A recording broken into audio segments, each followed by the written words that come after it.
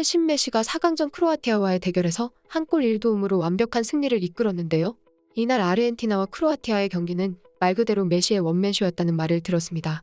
이번 월드컵은 35살의 노장이 된 리오넬 메시의 라스트 댄스라고 했는데 이제 대관식을 준비한다는 말이 나올 정도로 우승 트로피를 들어 올릴 가능성이 커졌습니다.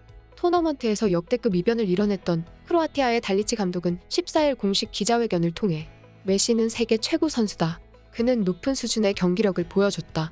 우리가 기대했던 메시 그 자체였다라고 말했습니다. 이어 우리는 공격적으로 플레이하려고 노력했지만 메시는 단 한 번의 움직임으로 차이를 만들었다 라고 평가했습니다. 특히 크로아티아의 철벽 수비수로 손흥민과 같이 안면 마스크를 쓰고서 활약한 요슈코 그바르디올도 막지 못했습니다. 20세의 초신성 그바르디올은 이번 대회에서 놀라운 수비를 보여주며 강팀의 스트라이커들을 제압해왔는데 특히 세계 최강 브라질과의 8강전에서 연장전까지 지치지 않는 체력으로 네이마르, 히샬리송 등을 완벽 봉쇄했습니다. 이 때문에 그바르디올은 월드컵 최고의 센터백이라 불리며 빅클럽들이 군침을 흘리고 있다고 했습니다. 많은 전문가들은 이번 4강전은 살아있는 전설 메시와 크로아티아 수비의 핵 그바르디올의 정면 대결이 이번 월드컵의 백미가 될 것이라고 했는데요. 메시는 그바르디올을 농락했다는 말을 들을 만큼 왜 자신이 축구의 신이라 불리는지를 입증해 보였습니다. 한 언론은 크로아티아 마스크맨을 울린 축신의 축구교실이라면서 절대적 센세이션이라고 극찬했습니다. 정말로 메시는 그 어떤 수비수도 막을 수가 없다는 것을 재차 증명했다고 했는데 지금 다시금 메시를 막을 수 있는 유일한 한 선수가 다시금 거론되고 있습니다.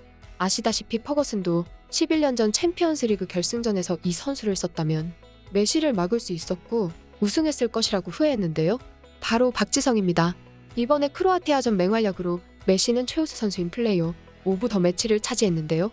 이를 보도하면서 해외 언론들은 다시금 박지성을 언급했습니다. 메시는 이번 수상으로 월드컵 통산 10번째로 호날두와는 3번으로 벌어졌는데요.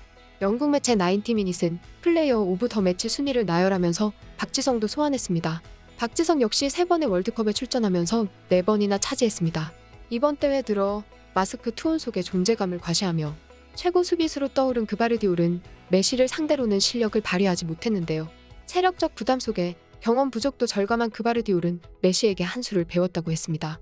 메시는 크로아티아와의 4강전에서 2대0으로 앞선 후반 12분 그바르디올과 1대1 대결을 펼쳤는데요.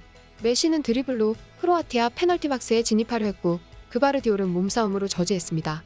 그러자 메시는 동료를 활용한 2대1 패스로 그바르디올을 따돌린 뒤 강력한 왼발 슛을 시도했습니다. 후반 24분 세 번째 득점 때는 메시가 그바르디올을 농락하는 장면이 나왔는데요. 공을 잡은 메시는 터치라인부터 그바르디올과 경쟁했는데요. 메시가 치고 나가자 그바르디올이 뒤를 따르며 괴롭혔습니다. 그러자 메시는 속임 동작으로 뒤돌아서며 그바르디올을 제쳤고 골라인 부근에서 문전으로 패스를 넣었습니다. 쇄도하던 훌리안 알바레스가 가볍게 공을 차 넣었습니다. 메시는 페인트를 쓰면서 속도를 조절했는데 그바르디올은 메시의 움직임에 반응했고 메시는 순간의 틈을 놓치지 않고 그바르디올 오른쪽으로 파고들어 문전으로 돌진했습니다. 이 장면에 대해 영국의 가디언은 입을 떡 벌리게 하는 순간이다.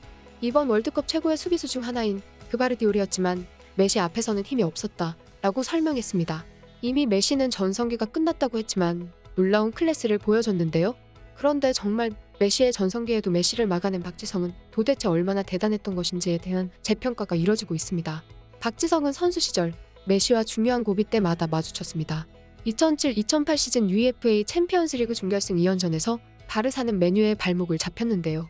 당시 박지성은 헌신적인 움직임으로 맨유의 승리에 혁혁한 공을 세웠습니다. 한 스페인 언론은 그의 플레이를 두고 바르사를 갈기갈기 찢어놨다 라고 평가하기도 했는데요. 당시 퍼거슨 감독은 박지성에게 메시를 마킹하라고 주문했고 박지성은 놀라운 움직임으로 메시를 무력화시켰습니다. 박지성은 바르셀로나의 핵심 선수이자 전성기에 접어들었던 메시를 상대로도 놀라운 수비를 보여줬습니다. 지난 6월 영국 스포츠 바이블은 당시를 회상하며 박지성은 메시를 만나는 경기마다 그를 마킹했다. 박지성은 2005년부터 2012년까지 맨유에서 활약하며 핵심적인 역할을 수행했다. 메시는 클럽과 국가대표팀 경기에서 박지성을 상대했고 아마도 박지성을 보는 데에 질렸을 것이다라며 박지성과 메시의 맞대결을 조명했습니다. 퍼거슨 감독은 은퇴 후 2010-11 시즌 챔피언스리그 결승전에서도 박지성을 메시에게 붙여놓았다면 패배하지 않았을 것이라고 말하며 박지성의 활약을 언급하기도 했는데요. 영국 90미닛은 23일 퍼거슨 감독이 2011년 챔스 결승전 당시 메시에 대한 자신의 전술적인 결정이 패인이었음을 인정했다라고 전했습니다. 당시 메뉴는 바르셀로나에 1대3으로 져 우승에 실패했는데요. 페드로에게 선제골을 실점한 뒤 웨인 루니의 동점골로 균형을 맞췄지만 후반 메시와 다비드 비아에게 연속 실점했습니다. 박지성은 이날 루니, 라이언 긱스 등과 함께 선발로 출전해 풀타임을 뛰었지만 공격 포인트와는 인연이 닿지 않았다. 90미닛에 따르면 퍼거슨 감독은 하프타임에 박지성에게 메시의 전담 마크 역할을 맡겼어야 했다. 내 실수였다며 당시 박지성에게 메시 마크를 맡겼다면 우리가 이겼을 것이라고 말했습니다. 챔피언스리그는 지난해 1월 공식 소셜미디어를 통해 과거 챔스 결승전의 명장면을 게시했는데요. 15초 분량의 짧은 영상에 메시의 드리블 영상이 소개됐습니다. 측면에서 공을 잡은 메시는 루이스 나니를 앞에 두고 가벼운 바디 페인팅을 선보이며 드리블을 이어갔는데요. 이 장면은 시간이 흐른 지금까지도 많은 이들의 머릿속에 새겨진 장면입니다. 이 영상을 본 맨시티의 벤자민 맨디는 박지성의 리액션을 보라며 울고 있는 이모티콘을 댓글로 남겼습니다. 당시 이 댓글 하나에 팬들은 좋아요 11,500여 개를 찍었는데요. 해당 게시물에서 가장 많은 공감을 얻은 댓글입니다. 맨디가 공과 상관없는 위치에 있던 박지성을 언급한 이유가 있었는데요. 이때 박지성은 메시 뒤에 있던 사비를 마크하고 있었는데 메시가 너무나도 쉽게 나니를 제치고 측면으로 파고들자 박지성은 허무하다는 듯한 표정으로 잠시 먼 곳을 바라봤습니다. 이 장면에서 퍼거슨은 물론이고 축구 팬들은 박지성이 메시를 막았다면 저렇게 당하지 않았을 것이라고 했습니다. 메시는 국내 한 언론과의 인터뷰에서 박지성에 대한 인상을 이야기한 바 있었는데요. 메시는 박지성 선수와 여러 번 경기를 했죠. 챔피언스리그의 맨체스터 유나이티드 전 월드컵의 한국전에서 상대를 한 적이 있습니다. 맨체스터 유나이티드에서 아주 중요한 선수죠. 퍼거슨 감독이 좋아하는 선수고요. 한국 대표팀에서도 아주 중요한 선수입니다. 완벽한 선수라고 생각해요라고 말했습니다. 아직도 전성기 시절의 메시를 완벽 봉쇄하는 박지성의 수비가 유튜브에 영상으로 올라가 있는데 여기에 해외 팬들은 이런 댓글을 남겨놓았습니다. 가장 범죄적으로 과소평가된 선수 중 한 명입니다. 박지성은 전설이다. 댓글 쓴 애들은 얕보겠지만 그의 천재성을 아는 사람들은 절대 얕보지 않는다. 그는 축구 역사상 가장 과소평가된 선수 중 한 명이다. 그가 유럽인이었다면 그를 높이 평가하는 사람들이 더 많았을 것이다. 박지성은 경기 내내 경기장을 오르내리며 피곤해 보이지 않는 엔진 형제였다. 절대 전설적인 선수였다. 이 남자는 그들의 리그가 쓰레기였던 시절에 한국과 많은 아시아 선수들을 위한 길을 닦았습니다.